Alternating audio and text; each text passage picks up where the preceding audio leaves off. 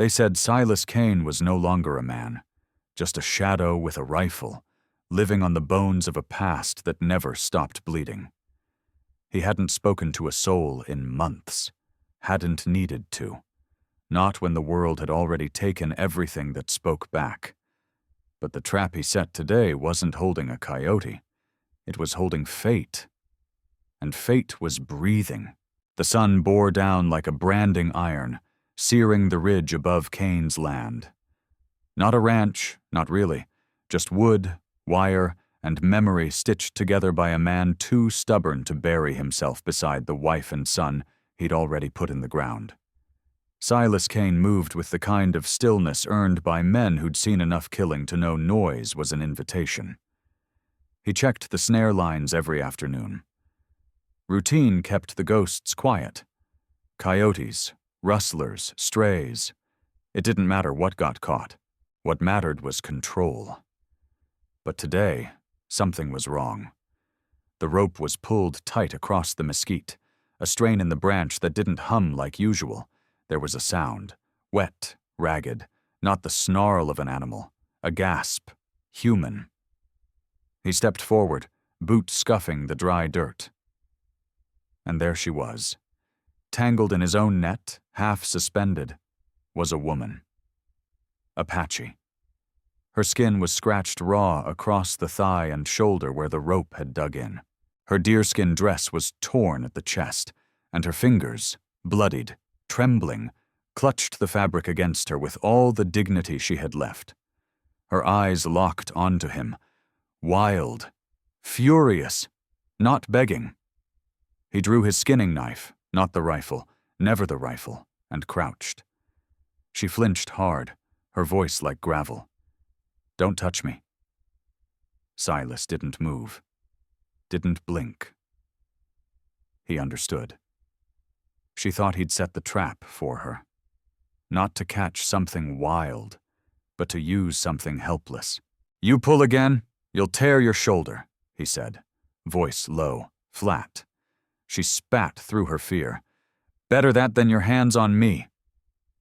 It cut him sharper than any blade, but he didn't speak, just moved slow, deliberate, knife slicing clean through the net's bindings one by one. When the last rope gave, she crumpled hard, knees to dirt, tried to stand. The leg buckled. He caught her under the arms. She twisted like a wildcat, terrified. Her voice was a breath. "Let me go. You stand, you'll fall again," he said, calm as stone. "You'll bleed out before the sun sets. Coyotes will be on you by night." She stared at him, chest rising, heart torn between fight and collapse. "What do you want?" she hissed. "What do you want, Silas?" He met her eyes, and for the first time in years, let truth show. "I want you to stay alive." Her breath hitched, confusion, suspicion, but her body gave out before her mind could. Her knees folded, and he caught her again, this time without resistance. She was light but stiff, like wood bracing for the axe. Her head touched his shoulder just for a moment. She shuddered like even that cost her something sacred. He carried her toward the cabin. No words, no looks, just the crunch of boots over dry ground and a silence so wide it could bury regret. The cabin came into view.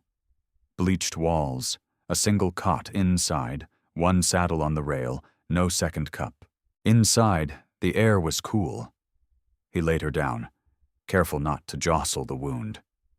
She looked at the cot like it didn't belong in a man's home. Too clean. Too kind. "If you try anything," she rasped. He didn't answer. He dipped a cloth in water and held it out. "You're hurt. That's all I'm here to fix." She didn't move, but she didn't pull back when the cold cloth touched her skin. A tear slid down her cheek. She didn't wipe it. Pride wouldn't let her.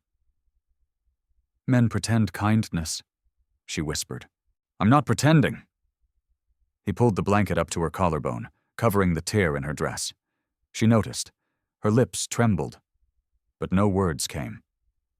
Sleep took her like the wind takes fire, slow, then all at once. "Tala," she breathed before her eyes shut. Silas sat beside her, hat in his lap, hands still. He didn't say her name back. Not yet. Just watched her breathe, shallow but steady. And for the first time in too many years, he felt the silence shift. Not softer, but less empty.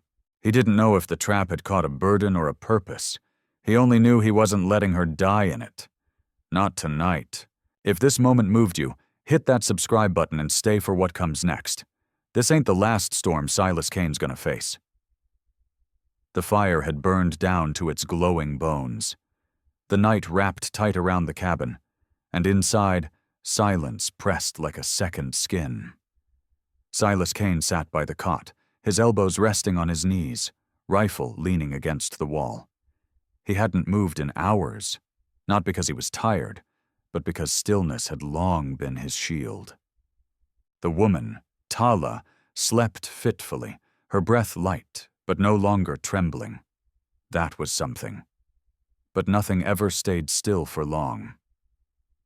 She startled awake, her breath hitched, and in the half-light her eyes went wide, sharp with memory, her hand clutched at the blanket. Silas didn't move. Just looked at her the way you look at a rattler. Not with fear, but with respect. "Don't touch me," she rasped. Her voice wasn't loud, but it cut. It wasn't just fear. It was a command, honed from too many times not being heard. She thought the worst had come. He answered without standing. "Not unless you ask me to." He reached for his knife, not to threaten, but to begin cutting the remnants of the snare still tangled around her leg. His movement was slow, clear, careful. No sudden noise, no shadow tricks. But the moment that blade glinted in the firelight, her body snapped like a wire under tension. "No," she cried, trying to drag herself back, shoulders scraping the cot's edge. Silas held the knife away, open-palmed. "I ain't here to harm you." She didn't hear that. Not yet. Her body was locked in a battle between fight and collapse. She was no stranger to being cornered. Her muscles braced, her eyes wild like a mare caught in barbed wire. Silas spoke low, steady.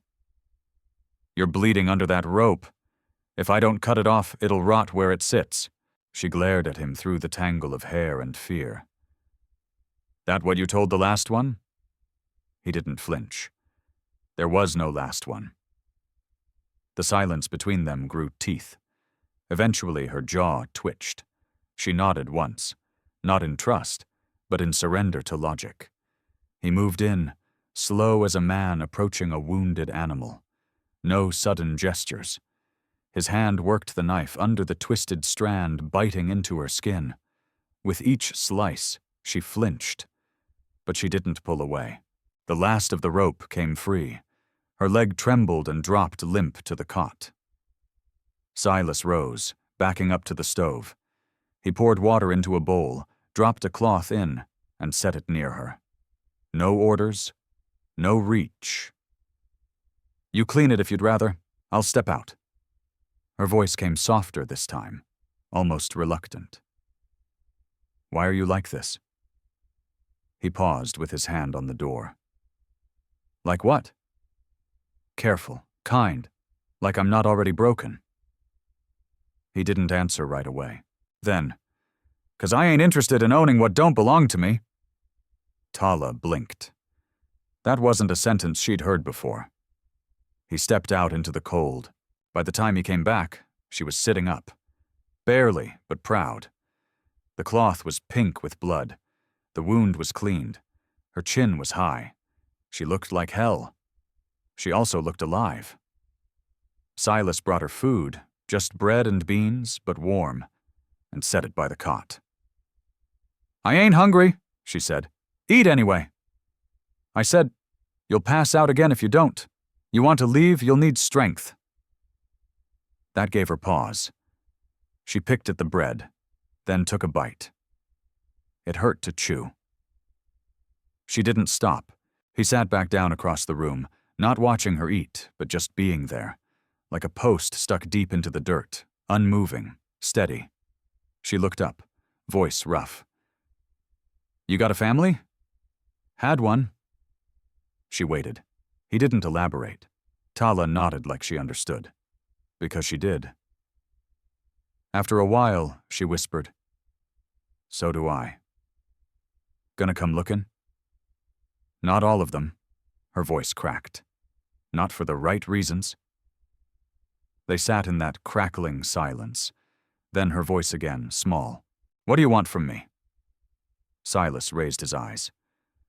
Want you to stay alive, he said. Rest, heal, then do what you choose. Choose, she echoed, like it was a foreign word. He nodded. Out here, most folks don't get that. I'm not most folks. They locked eyes across the firelight. Neither blinked. And in that look, longer than was proper, heavier than most men could carry, something unspoken passed between them. She broke it first. I'll stay, for now. He gave no smile. Just said, Then you're under my roof, and no one touches what's under my roof. And in the deep of that cabin, where blood and dust had long since dried on every beam, a line was drawn. Not with words, but with grit. Dawn didn't ask permission. It crept in slow through the cracks in the shutters, laying soft light across the floorboards like it didn't know it was interrupting something sacred. Tala stirred beneath the blanket. Her eyes blinked open. Slow, cautious. The cot was firm beneath her. Her shoulder ached, her ribs throbbed, but the pain had settled into something dull. Bearable. The warmth of the wool still covered her chest.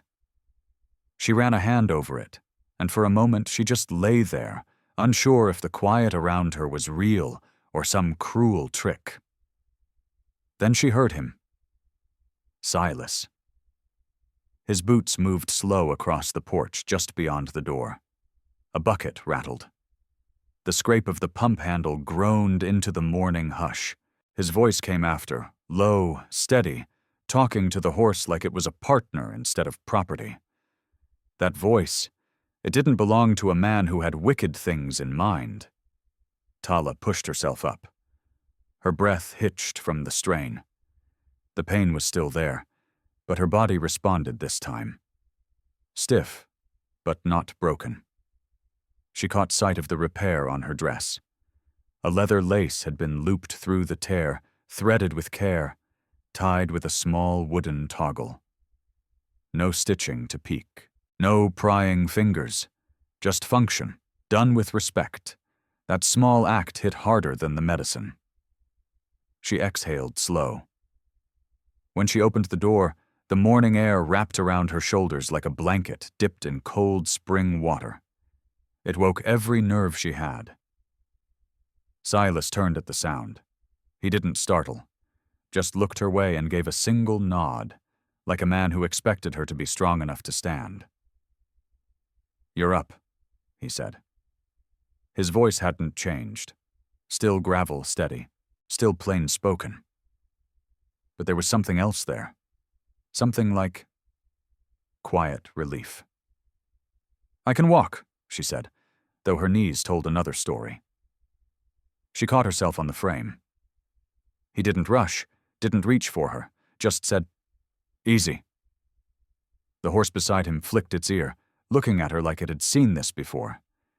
Just another stray blown in from trouble. Tala's eyes scanned the yard. No tents, no riders, no other boots in the dirt but his. You live alone, she said. Not a question. He nodded. 7 years now. She didn't need to ask why. She could feel the loss hanging in the stillness between them. Her shoulder flared again, sharp as a blade. She winced, pressing her fingers to the bandage. Sit down, he said, nodding toward the chair near the door. It was tucked in the shade, already turned to face the rising sun. I ain't helpless, she muttered. He didn't argue. Sittin' ain't surrender. She took the seat. After a moment, he came back with a tin plate, scrambled eggs, a strip of roasted rabbit, and a wedge of fry bread. It steamed in the cool morning like an offering. She stared. You cooked? You need strength, he said, like that was the only explanation necessary. Her hand trembled slightly as she took the first bite. It wasn't fancy food, but it was hot, and it was honest. Every chew grounded her a little more. By the time she finished, she wasn't shaking anymore. Her voice was quieter now, less guarded. Why'd you help me? Silas didn't look at her. Most wouldn't, she added. I ain't most. Tala studied him, looking for the edge, the lie.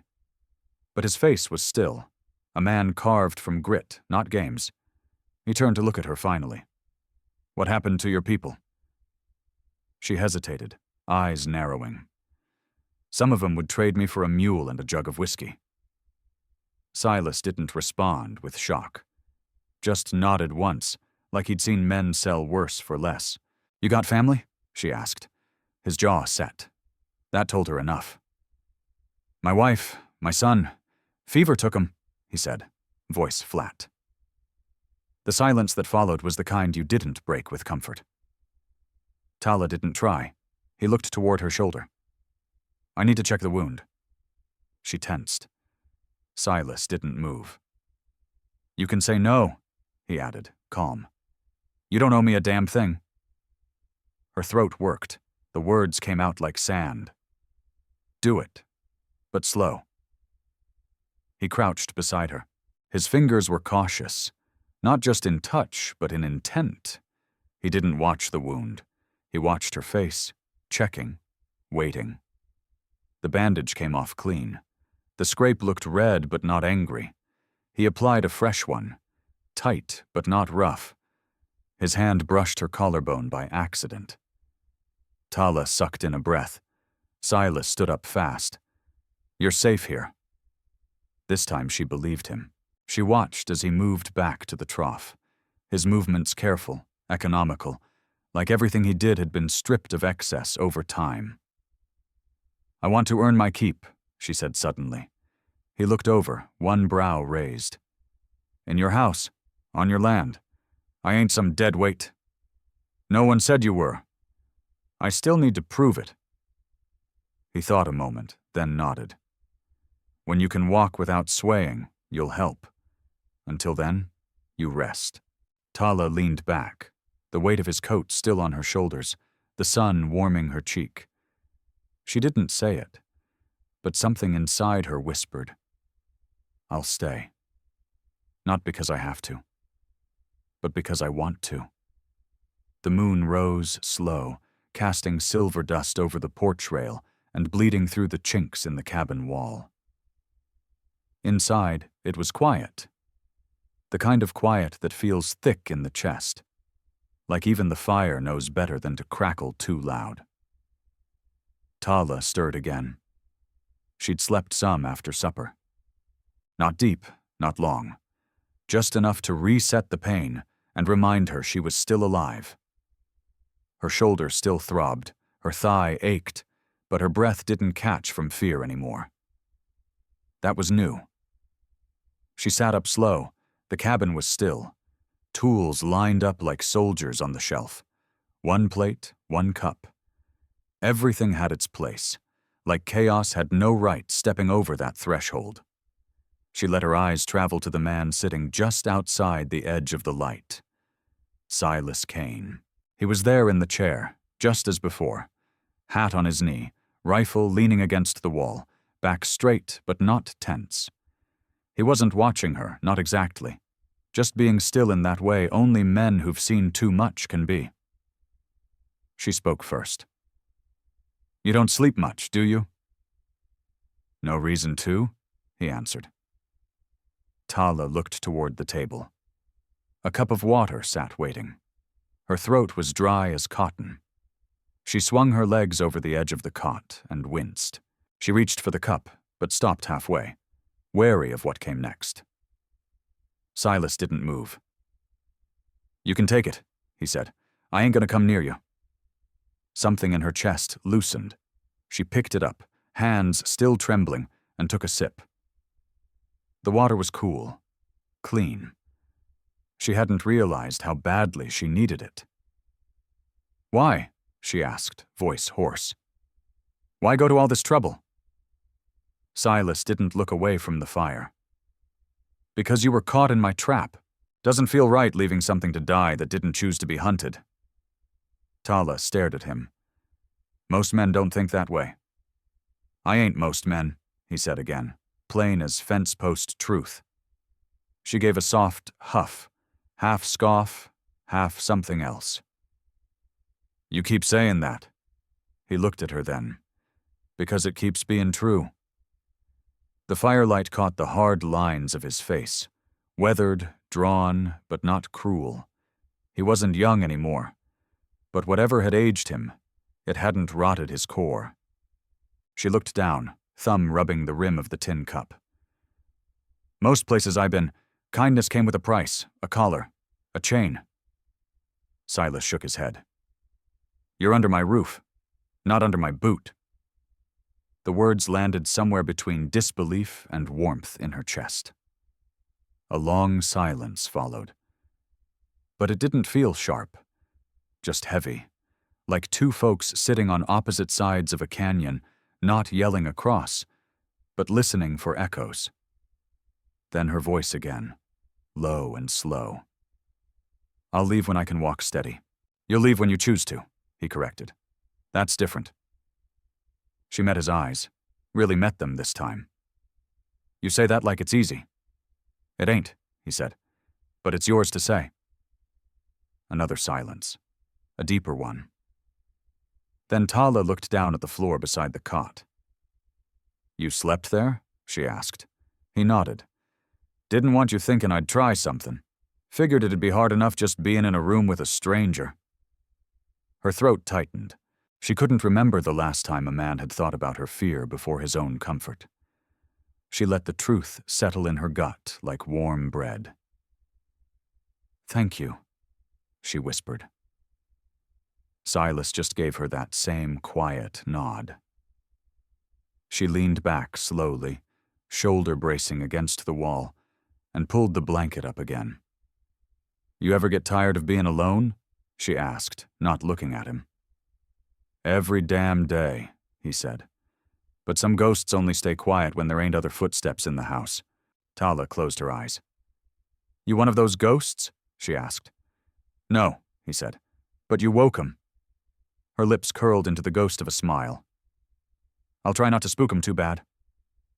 He chuckled. Just once, dry and low, like it had been years since anything earned the sound. "I doubt that," he said.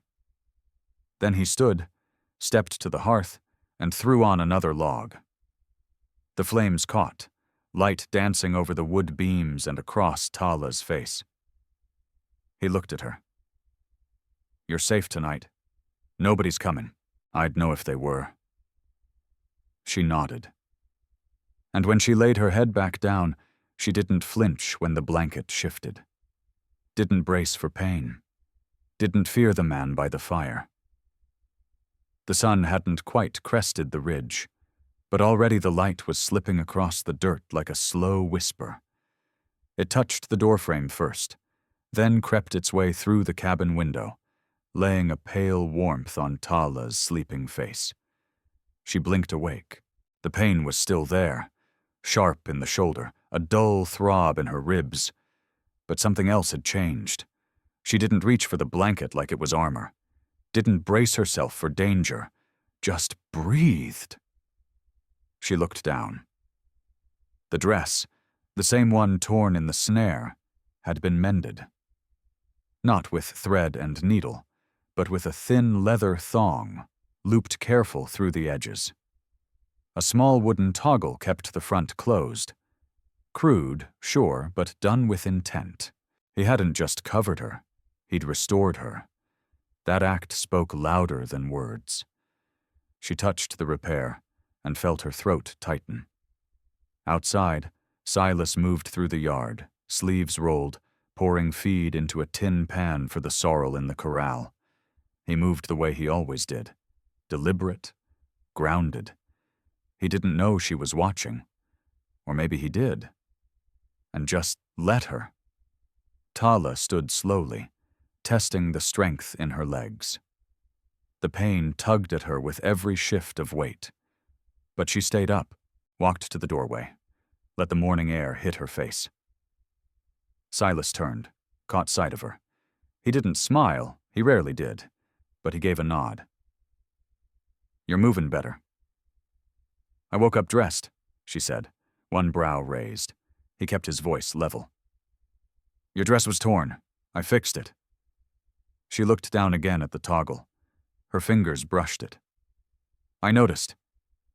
No sarcasm, no suspicion, just quiet truth between them.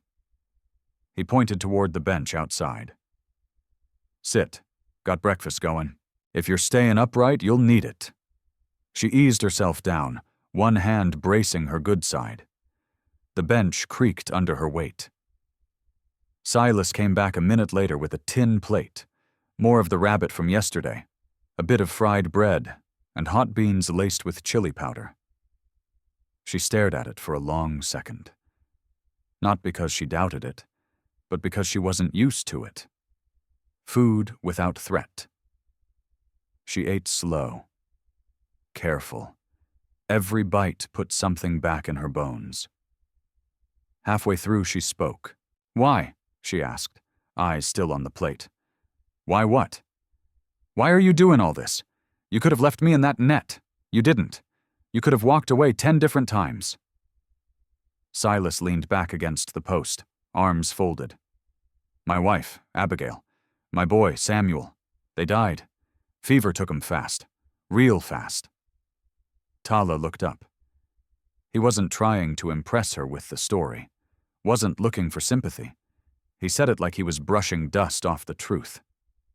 "I lived in town after that, for a time. Couldn't stand the sound of pity in people's voices. Couldn't stand the way they looked at me like I was hollow inside." "So you came out here?" "Yep. Built this place myself. Figured if the world was gonna take from me, I'd take something back. Silence, land, distance. And now?" He met her eyes. "Now I got a person sitting on my porch asking me why I didn't let her die. That's different."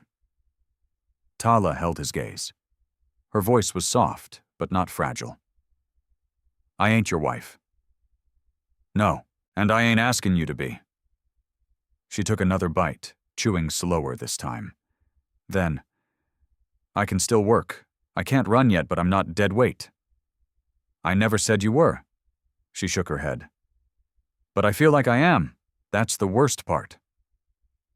Silas looked out toward the line of hills. "I know that feeling," he said. "And I know it don't go away by someone telling you it's wrong. It goes away by proving it wrong." She nodded. She understood that better than most. "Let me help," she said. "When I can walk steady, let me carry part of the load." Silas didn't argue, just answered plain. "All right. When you don't sway like a willow in the wind, I'll put a tool in your hand." Her lips twitched, almost a smile.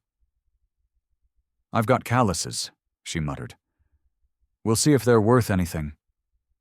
The wind picked up then. Dry. Clean. It swept across the porch and tugged at the hair that had slipped loose from her braid. She looked at Silas again. Really looked at him. The way his hands stayed loose, not clenched. The way he stood with his body angled away from her, not toward. The way he spoke like every word cost him something. But he paid it anyway. "You're a strange man, Silas Kane. Better than a cruel one." They sat in silence after that. But it wasn't the same silence from before. This one had room in it. Room enough for healing. Room enough for what might come next. The heat settled over the land like a warning. It was mid-morning, but the sky had that stillness to it. Too quiet, too clear. No hawks wheeled above, no coyotes called from the canyon ridge. Even the wind seemed to hold its breath. Tala stepped outside the cabin, wrapped in her repaired dress, the blanket folded over her shoulders like a shawl. Her movements were steadier today. Not strong yet, but stronger. She didn't sway when she stood, didn't flinch at shadows. Silas stood a few feet away, splitting firewood. Each swing of the axe landed with the same sharp rhythm. Clean, controlled, as if he'd cut more than timber in his time. She watched in silence for a while before speaking. "I want to try walking out to the fence." Silas didn't stop the axe, didn't look at her right away. "You sure you're ready?" "I'm not sure of anything," she said, "but I'm done sitting still." That got a small nod from him. He stepped aside and let her pass without offering a hand. That, too, was a kind of respect. She took her first step into the yard, bare feet touching the hot, cracked dirt. Her leg ached, but it held. The second step came easier. Then a third. She made it 5 paces before the fire lit behind her knee. She stumbled. Before her body could fall, Silas was there, an arm under her elbow, steady, patient, not grabbing, just bracing. Tala froze, her muscles tensed, breath caught, mind flashing through 100 other hands that hadn't been kind. But Silas didn't tighten his grip. He held her up, waited until she regained her balance, then let go. Just like that. She exhaled, trembling, but still standing. "Don't rush it," he said, voice calm. "Your body's still remembering how to carry you." "I can't afford to forget," she muttered. "Not again." Their eyes met. He understood. The same way a man does who's had the ground stolen from beneath him too many times. Then something changed. Silas's shoulders tensed. His head turned west. Tala followed his gaze. There, on the far horizon, a rising smudge of dust. Riders. 2. The sound came next. Distant hooves on hardpan. Silas didn't panic. He didn't even curse. He just stared, calculating. He turned toward Tala. "Go back inside." "No. It ain't a request." She stood firm. "I'm not hiding like some wounded thing. I'll stand behind you, but I'll stand." His jaw clenched. A storm passed through his eyes. But he didn't argue. "All right," he said. "But close behind me. If they try anything, you run." "I don't run from scavengers," she said. "Not anymore." They stepped up to the edge of the yard together. Silas rested his hand on the rifle, leaning near the porch. The sun caught the metal. His stance shifted. Not aggressive, but prepared. A man ready to hold his line. The riders closed in. Tala saw them now. One was thin, wiry, with a nervous twitch in his mouth. The other was broad through the chest, scarred across the jaw, ugly in a way that didn't just happen by accident. They pulled up near the broken fence line, eyes raking across the cabin, the woman beside it, the man guarding the threshold. "Well, I'll be," the big one drawled. "Looks like someone done caught himself something purty." Silas didn't blink. "You're on my land, and you're keeping what ain't yours. She ain't yours either." The thin man leaned on the horn of his saddle. "She ran from her people. Her daddy sent us." "She didn't mention a daddy," Silas said, voice flat. "Just men who'd sell her like beef on the hoof." Tala stepped out from behind him then, just enough to be seen. Her eyes locked with the one who'd spoken. "I don't belong to Taza anymore," she said. "Not to him, not to you." The big one snarled. "You think you get to choose now?" Silas lifted the rifle, slow, steady, not pointed. Not yet. She does, he said, and I'll stand for that choice. The air snapped tight between them. No one moved. The thin one shifted in his saddle. The scarred man stared at Silas a beat too long, then spat in the dirt. Fool's gonna get himself shot over a stray. Try me, Silas said. Just once. Something in his voice made both men freeze. It wasn't a threat. It was a sentence. The big man backed his horse up with a scowl. You ain't seen the last of us? Maybe not, Silas replied, but you'll regret the next time more than this one. They turned and rode off, dust trailing behind them like a curse. Tala's knees weakened again, but this time it wasn't pain. It was the aftershock of standing firm. Silas lowered the rifle, but didn't speak. She looked at him. Really looked. You stepped in front of them. You were already behind me, he said. Didn't seem right not to finish the job. A long silence followed. Then Tala whispered. You just drew a line in the dirt. Silas looked back at the fence, the horizon, the men disappearing into the distance. Yeah, he said, and now they know where it is. They didn't speak much the next day. Tala spent the morning tending the hens, feeding them with one hand while the other clutched her healing ribs. She moved slow but deliberate, no longer a shadow afraid of the light. Silas repaired the fence, each hammer strike sounding like a heartbeat drawn in wood. Still, the dust hadn't settled. Not in their bones. By dusk, the wind came back. This time it carried something new. Smoke. Silas sniffed the air and stood from the fence post. He turned toward the hills. That's not from a cook fire, he muttered. Tala came to stand beside him, her eyes narrowing at the wisp curling above the ridge. She didn't ask if it was Taza. She already knew. That night, they kept a lamp burning low and the rifle loaded near the door. Silas didn't sleep. Not that he did much before. But now his body stayed rigid, like the weight of old instincts had settled on his shoulders again. Tala, wrapped in one of the wool blankets, stared at the ceiling from her cot. You ever kill a man? Silas didn't look at her. More than one. Did it feel like justice? He leaned back against the doorframe. At the time? No. Felt like gravel in my stomach. Later, just felt quiet. She turned her face toward the flame. My father, she said softly, was once a scout for the cavalry. He led them through the pass. Thought if he cooperated, they'd leave our people alone. Instead, they used him. Then they killed my brother. Silas didn't interrupt. So I ran, she whispered. From the grief. From him. From all of it. But the desert don't forget. He took that in. A long pause stretched between them, thick with the ghosts of both their pasts. I ain't your judge, he said finally. You made it this far. That's a damn sight braver than most, her voice cracked. But not far enough.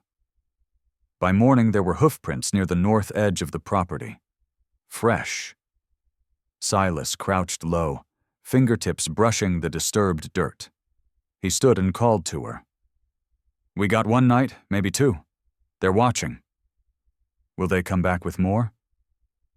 Probably. Men like that don't take kindly to being told no. Tala stood tall beside the corral. The wind tugged at her hair. Then we make it harder to say yes. They spent the day preparing. Silas taught her how to hold the rifle, how to brace her stance. Tala's hands shook the first time she aimed, but by evening the nerves gave way to something steel-boned. She wasn't shooting for practice. She was aiming to survive. They rigged wire across the back trail, hid a scatter of broken glass in the brush by the cabin. Every trap was small, quiet, meant to slow, not stop, just enough to give them ground. By nightfall, Silas looked out across the land and muttered, "Still ain't enough." Tala turned to him. "You know they're not here just for me." He didn't answer. Didn't need to. That night, the storm finally came. Not rain, but thunder without water. A dry rage, the kind that rattles window panes and sets coyotes to howling. Tala sat by the fire, cleaning the rifle with careful fingers. Silas watched her from the shadows. "You sure you're ready?" "I'm not a child," she said. "And I'm not the same woman who crawled into your barn." His voice was hoarse. "Didn't say you were." She looked at him then. Really looked. Not just at the man who gave her food or patched her wounds. She saw the weight in his eyes. The old hurt he never named. "You're carrying something too," she said, "and it's heavier than that rifle." He shifted, jaw tight. "I once did something I thought would save a man's life. Turned out it damned his whole family instead." Tala's breath caught. "And you think this makes it right?" "No," Silas said. "But maybe it makes me less wrong." The wind blew harder. Lanterns flickered. Tala walked to the doorway and looked out over the land, the hills now swallowed by night. "When they come," she said, "don't try to protect me like I'm broken." Silas nodded. "Then stand beside me, not behind." They didn't say good night. Out here, in this land of grit and ghosts, the night held no promises. Only silence, and the blood still owed. The first shot didn't come at dawn. It came before, in that still hour when even coyotes hush, and the fire's nothing but red breath in a dying stove. Silas was already awake, sitting with the rifle across his knees, boots on, jaw tight. Tala was by the window when the glass shattered. She didn't scream. She ducked low, grabbed the second rifle from behind the table, and crawled toward the far wall like she'd done it before. Maybe she had, in another life, one where girls were hunted instead of raised. "3 riders," Silas said, calm like a farmer naming clouds. "One's Taza, the other 2, don't matter. They ain't talking." Tala glanced toward the front door. "They expecting you to come out?" He didn't smile. "They're expecting someone to die. Doesn't matter who." Another shot rang out, hit the water barrel out front. Splinters flew. Silas moved fast, opened the floor hatch where he'd stashed a box of cartridges. Tala reloaded with shaking hands, but her eyes were sharp, steady now. No fear, only resolve. A kind carved into people like them, not born. "You still sure?" he asked. She didn't answer, just nodded once. That was enough. They held out longer than expected. Silas circled out the back while Tala laid down covering fire. Her shots weren't clean, but they were smart, forced the men behind the rocks to think twice. One came too close to the barn. He didn't make it back. Silas dropped him clean with 1 round to the chest, but the cost came swift. Taza flanked the ridge and lobbed a lantern onto the barn roof. It caught fast. Flames crawled like serpents along dry timber. The horses screamed, wild with panic. Tala ran out. Instinct, not plan, trying to cut them loose. And that's when the bullet caught her shoulder. She fell hard in the dirt. "Tala!" Silas's voice cracked like a whip. He ran to her, dragging her back behind the cabin wall as rounds peppered the logs. Blood soaked through her sleeve. She gritted her teeth. "Keep fighting. Don't waste it." "You're not dying out here," he growled. "Then help me stand." He did. And together, bloodied and burnt, they made their last stand behind that scorched porch. But then, a miracle. The wind shifted. Ash from the burning barn blew straight into the bandits' eyes, and for a brief moment, one heartbeat of chaos, Silas saw his chance. He charged, took the ridge. Taza raised his pistol too slow. Silas tackled him hard to the ground, and they wrestled in the dirt like wolves in a death struggle. Fists, elbows, curses in two tongues. The man was strong, angry, and vicious. But Silas had something else. A debt that still needed paying. He broke Taza's grip and slammed his fist into the side of his jaw. Once, twice. Then he stopped, chest heaving, rage cooling into something darker. Taza coughed blood and sneered. "She's Apache. You think she won't turn on you too?" Silas stood, rifle now in hand. "I'm not here for her tribe," he said. "I'm here for her." And he let Taza crawl away, not as mercy, as a message. When the dust settled, the barn was gone. One horse saved, the others lost. Tala's wound was deep, but not deadly. Silas sewed it with hands that once carved wood instead of skin. She didn't flinch. Outside, the land looked different, like it had aged with them, like it had watched. "You should have killed him," Tala said as he cleaned the needle. "I did," Silas replied. "Just didn't bury him." They sat in silence, lit by firelight and a sky bruised by smoke. Then Tala whispered, "Why do you care?" Silas didn't answer at first. He looked towards the burnt fence, the shattered corral, the broken line between past and present. "Because once," he said, "I didn't, and someone paid for it."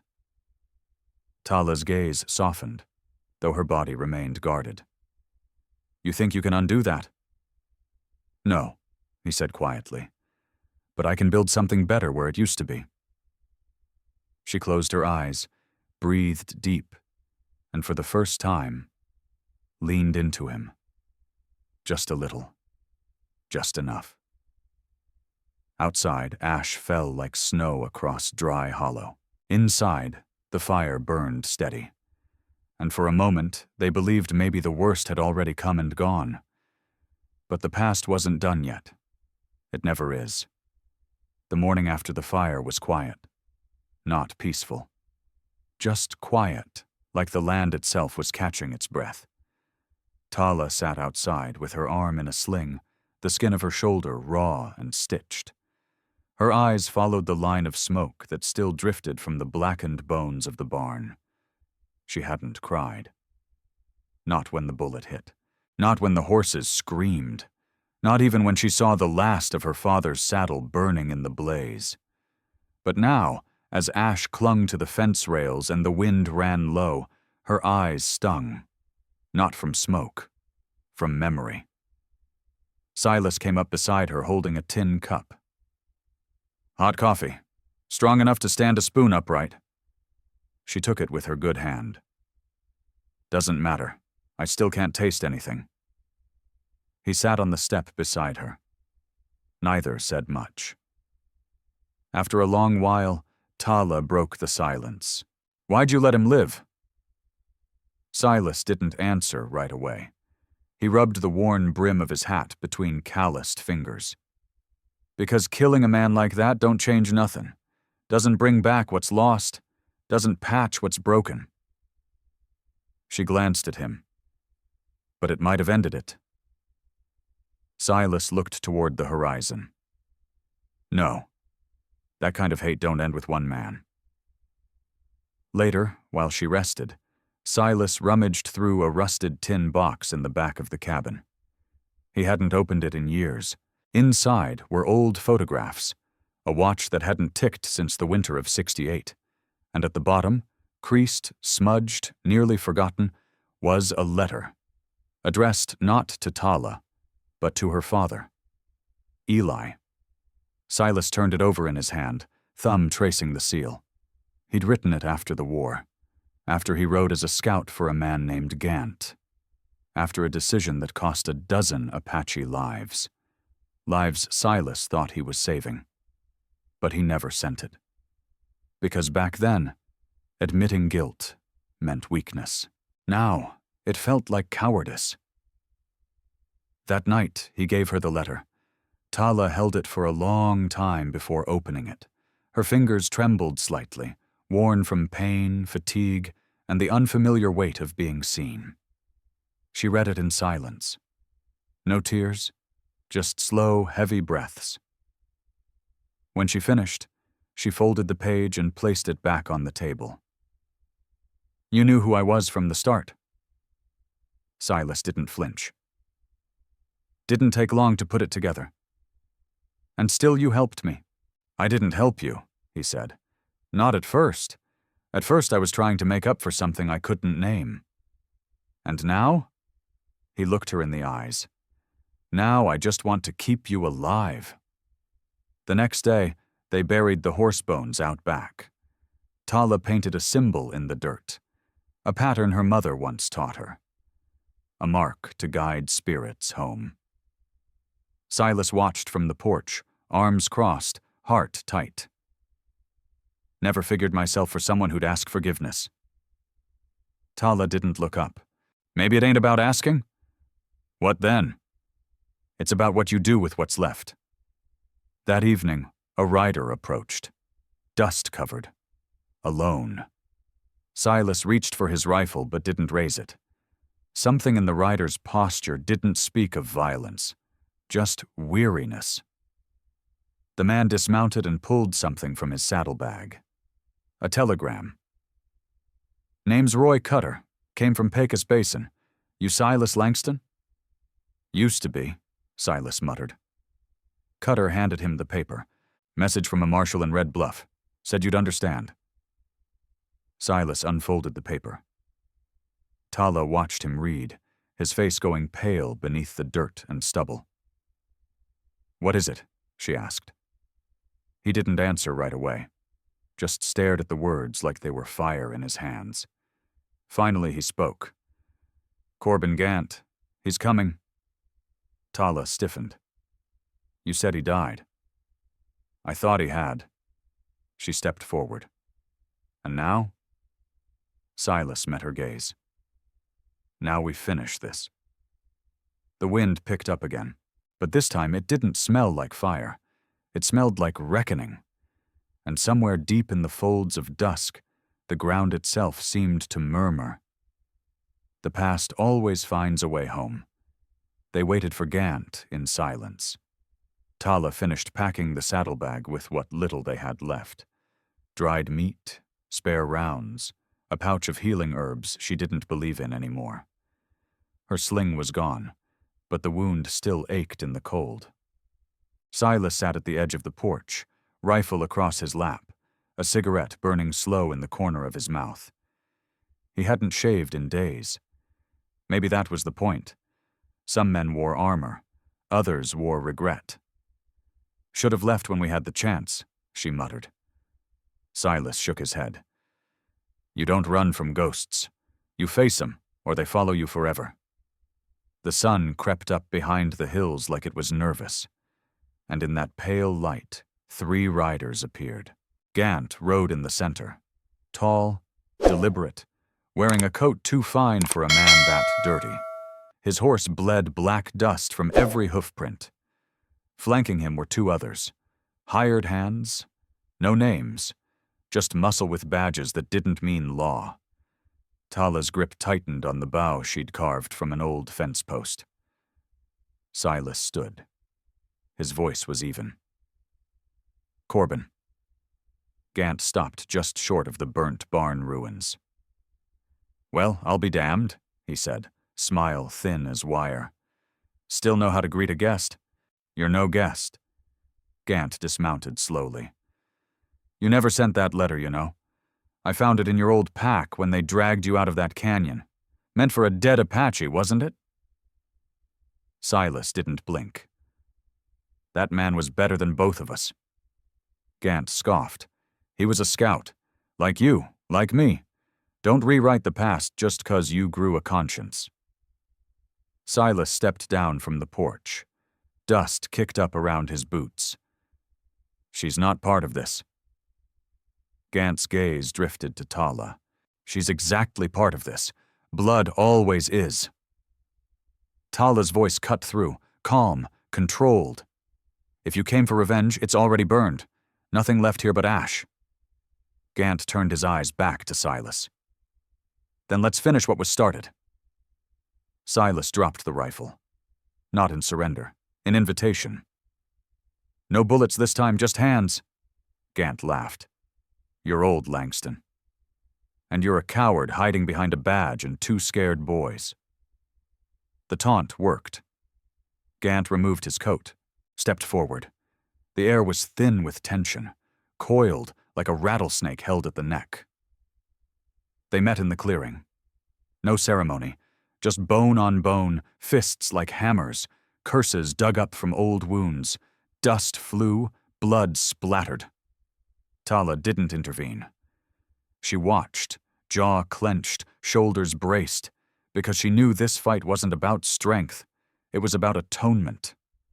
Silas went down once, twice, but each time he rose, tenacious, bleeding, breath ragged, until the 3rd time, when he didn't rise fast. Gant moved to finish it. But that's when Tala stepped forward. Not with the bow, with the letter. She threw it at Gant's feet. This is who you really are, she said. Not a lawman, not a leader, just a man who killed to cover guilt. Gant looked at the folded paper like it was a loaded pistol. Silas rose behind him, and this time he didn't miss. One punch to the throat, one to the gut, and Gant collapsed. Not dead, but defeated. The deputies didn't fight.